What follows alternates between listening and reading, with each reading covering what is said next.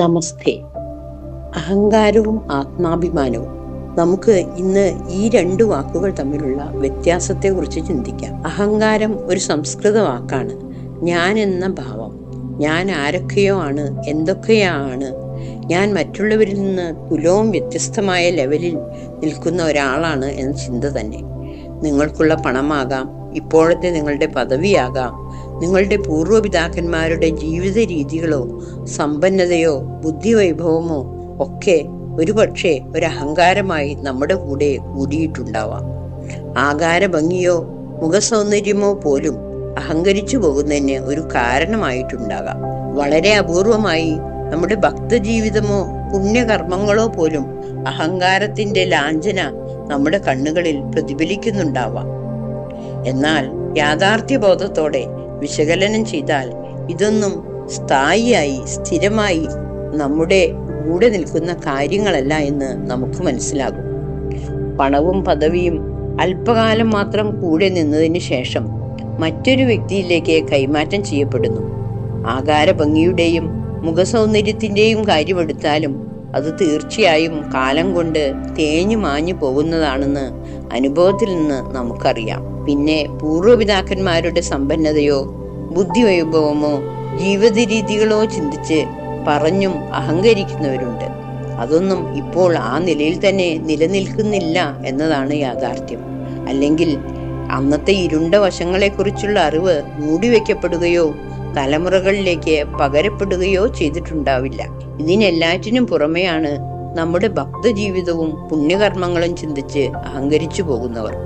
എവിടെയൊക്കെയോ നാം നമ്മുടെ ചുറ്റുമുള്ളവരിൽ നിന്നും വ്യത്യസ്തരാണ്, നാം വേറൊരു തലത്തിലുള്ളവരാണ് എന്ന് ചിന്തിക്കുന്നത് അവിടെ അഹങ്കാരത്തിന്റെ മടിത്തട്ടിലേക്ക് നമ്മുടെ തല വെച്ചു കൊടുക്കുകയാണ്. മറ്റുള്ളവർക്ക് അഹങ്കാരമാണെന്ന് തോന്നുന്ന പല കാര്യങ്ങളും ചിലപ്പോൾ അഹങ്കാരമാണെന്ന് നമുക്ക് മനസ്സിലാവുക പോലുമില്ല.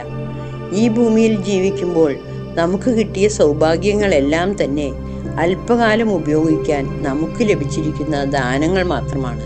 പണമായാലും പദവിയായാലും സൗന്ദര്യമായാലും ദാനം തന്നവന് അതെല്ലാം തിരിച്ചെടുക്കാൻ അല്പസമയമേ വേണ്ടൂ.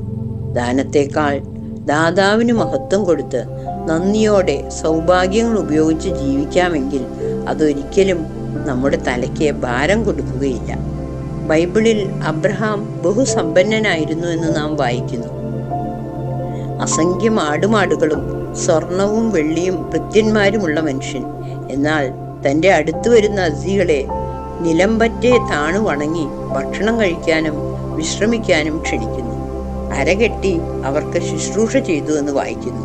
തീർച്ചയായും സമ്പന്നനായതുകൊണ്ട്, ഉന്നത പദവിയിൽ ഇരിക്കുന്നത് കൊണ്ട്, ഉയർന്ന ജ്ഞാനമുള്ളതുകൊണ്ട്, സൗന്ദര്യമുള്ളതുകൊണ്ട് അഹങ്കാരിയാവണമെന്നില്ല. തിരിച്ച് ചിലപ്പോൾ ഇതിലേതെങ്കിലും ചിലത് അല്പസ്വല്പം ഉണ്ടാവുമ്പോഴേക്കും അഹങ്കരിച്ചു പോയി എന്നും വരാം. ഇതിൽ ഏതെങ്കിലും ചിലതിൻ്റെ അഭാവത്തിൽ വളരെ നിരാശയോടെ ജീവിക്കുന്നവരുമുണ്ട്. ഇവിടെയാണ് ആത്മാഭിമാനം എന്ന വാക്കിന്റെ പ്രസക്തി. എനിക്കുള്ള ഓരോ നന്മകളെക്കുറിച്ചും ഓർത്ത് നന്ദിയുള്ള ഒരു ഹൃദയം, അതോർത്ത് സന്തോഷിക്കുകയും സംതൃപ്തിയോടെ ഇരിക്കുകയും ചെയ്യുന്ന അവസ്ഥ. എനിക്ക് അഭിമാനിക്കാനുള്ള എന്തൊക്കെയോ അല്പകാലം ഉപയോഗിക്കാൻ തന്ന ദാതാവിന് മഹത്വം. ഇവിടെ ദാനത്തെക്കാൾ ദാതാവിനോടാണ് പറ്റിച്ചേർന്നിരിക്കുന്നത്. കാരണം ദാനങ്ങൾ എപ്പോഴും ഒരു താൽക്കാലിക അവസ്ഥയാണ് എന്ന് തിരിച്ചറിവിലേക്ക് വളർന്നിരിക്കുന്നു. ഇല്ലാത്ത ചില ദാനങ്ങളുടെ പേരിൽ അമ്പേ തളർന്നിരിക്കേണ്ട കാര്യവുമില്ല. അതിൻ്റെ പേരിൽ ചുറ്റുമുള്ളവരുമായി താരതമ്യം കമ്പയർ ചെയ്യേണ്ട കാര്യവുമില്ല. കമ്പാരിസൺ ആണ് നിരാശയിലേക്ക് നയിക്കുന്നത്. കമ്പാരിസൺ തന്നെയാണ് അഹങ്കാരത്തിൻ്റെയും നിദാനം. അഹങ്കാരം ഉണ്ടായാൽ പതനമുണ്ടാകും. അതുകൊണ്ട് തന്നെ ആത്മാഭിമാനം, സെൽഫ് എസ്റ്റീം നമുക്ക് ചേർത്ത് പിടിക്കാം. ചുറ്റുമുള്ള ഓരോരുത്തരോടും സമമായി കാണാൻ, അവരെ സമന്മാരായി ചേർത്ത് പിടിക്കാൻ എത്രത്തോളം വളരണോ അത്രത്തോളം വളരണം. ഈ വരികൾ നിങ്ങൾക്ക് പ്രയോജനപ്പെട്ടു എന്ന് തോന്നുന്നെങ്കിൽ please like, share and subscribe. Thank U.